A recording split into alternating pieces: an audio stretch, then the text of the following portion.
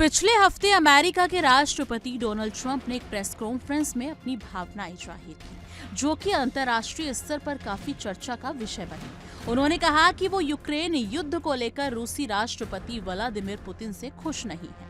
Trump ने साफ शब्दों में कहा कि पुतिन बहुत सारे लोगों को मार रहे हैं। उन्होंने ये भी बताया कि शुरुआत में उन्हें ये उम्मीद थी कि ये युद्ध जल्दी खत्म हो जाएगा, लेकिन अब स्थिति उनके अनुमान से कहीं अधिक जटिल हो चुकी है। ट्रंप ने इस युद्ध में हो रही मौतों और दोनों पक्षों में हो रहे विनाश पर विशेष जोर दिया और बार बार अपनी निराशा व्यक्त की।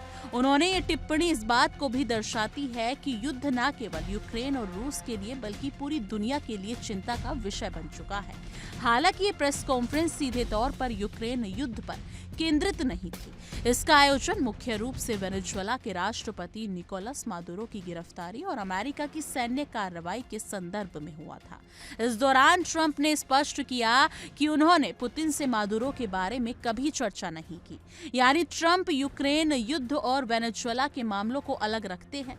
ये दिखाता है कि ट्रंप की अंतर्राष्ट्रीय कूटनीति सोच वो एक ही समय में अलग अलग संकटों और संघर्षों को अलग तरह से देखते हैं।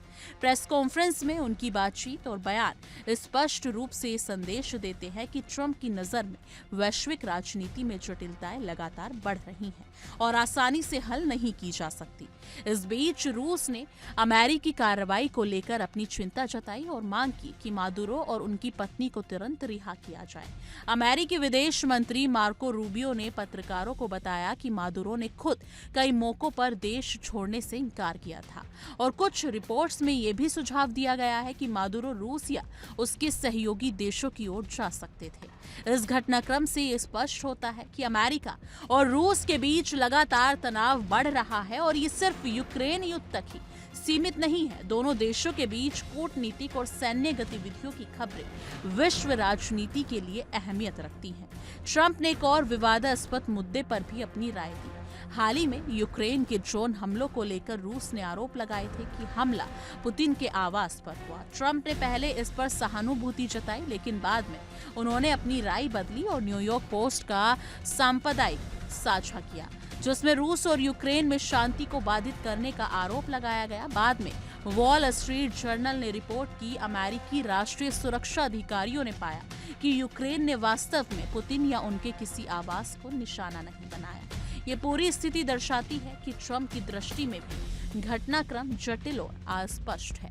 अंतर्राष्ट्रीय राजनीति में तथ्यों और अफवाहों के बीच अक्सर भ्रम की स्थिति बन जाती है और ट्रंप के बयान इस जटिलता को सामने लाते जाते हैं। लेकिन आखिर में ट्रंप ने यह भी कहा कि यूक्रेन युद्ध को खत्म करने की दिशा में प्रगति काफी कम रही है और इस पर उनका निराशा व्यक्त करना उनके दृष्टिकोण को साफ दिखाता है। युद्ध की शुरुआत फरवरी 2022 में रूस के आक्रमण के साथ हुई थी और तब से लेकर अब तक हजारों सैनिकों की मौतें हो चुकी हैं। ट्रंप ने बार बार इस मानव और सामरिक नुकसान पर जोर दिया। उनकी निराशा इस बात से भी है कि उन्होंने सोचा था कि शांति जल्दी स्थापित हो जाएगी, लेकिन अब स्थिति जटिल और लंबे संघर्ष में बदल चुकी है। उनकी टिप्पणियां ये भी दिखाती हैं कि विश्व राजनीति में जल्दबाजी में निर्णय लेना आसान नहीं है और अंतर्राष्ट्रीय संघर्षों का समाधान समय और संयम दोनों मांगता है। तो दोस्तों, कुल मिलाकर ट्रंप की ये टिप्पणियां हमें ये समझने में मदद करती हैं कि अंतर्राष्ट्रीय राजनीति कितनी जटिल है और किस तरह से विश्व के शक्तिशाली नेता एक ही समय में कई संकटों का सामना करते हैं। यूक्रेन युद्ध, रूस अमेरिका संबंध और वेनेजुएला में घटनाक्रम, ये सभी संकेत हैं कि दुनिया में स्थिरता और शक्ति बनाए रखना कितनी चुनौतीपूर्ण है। ट्रंप की भावनाएं और उनकी आलोचना ये भी दर्शाती है कि युद्ध और संघर्ष सिर्फ भौतिक नुकसान ही नहीं बल्कि नेताओं की मानसिक और राजनीतिक स्थिति को भी प्रभावित करते हैं। लेकिन इस मुद्दे को लेकर आप क्या कुछ सोचते हैं? कमेंट सेक्शन में अपनी राय जरूर साझा कीजिएगा।